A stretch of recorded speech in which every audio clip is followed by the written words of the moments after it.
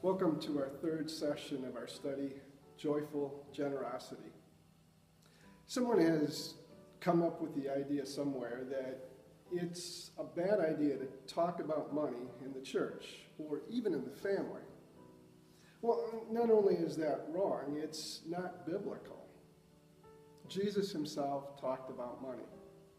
Someone figured out that 1 out of 7 statements that Jesus made was either about our money or about our material possessions.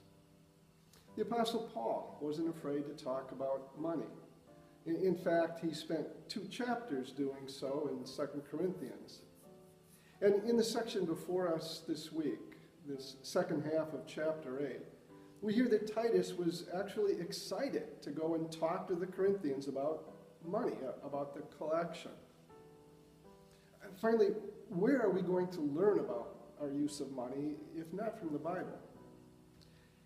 And this is especially true when it comes to our children. If we don't teach them about the wise use of money, about saving, and about giving our offerings to the Lord, well, then where will they learn those things? To not talk about money is to set them up for failure. I remember when I was 12 years old and I had a paper route. I had about 100 customers.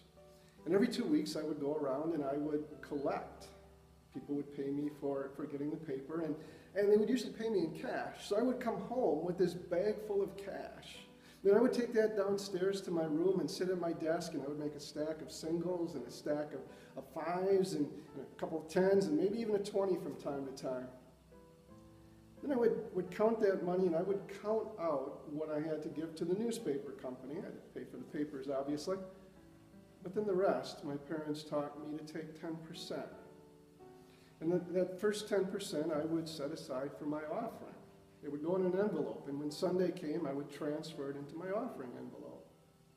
And then they taught me to take 10% and put it in savings, and that went in another envelope, and from time to time I would take it to the bank.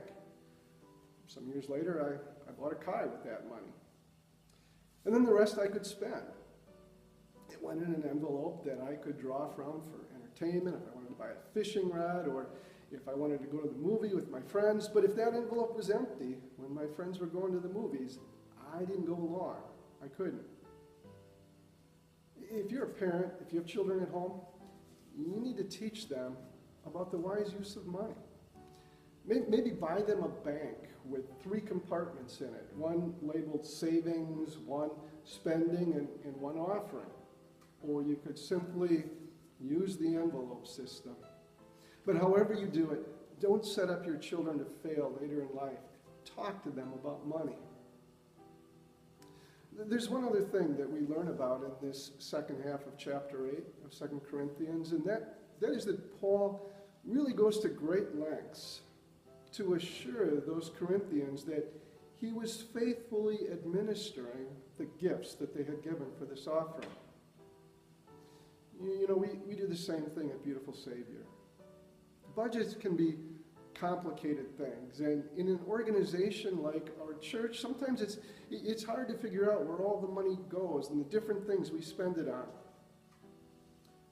But we make every effort to assure our members that the money that they give, it's being used in the best way possible, as far as we frail human beings can do it, in the best way possible so that their gifts are being used to share Christ with our members and with our community.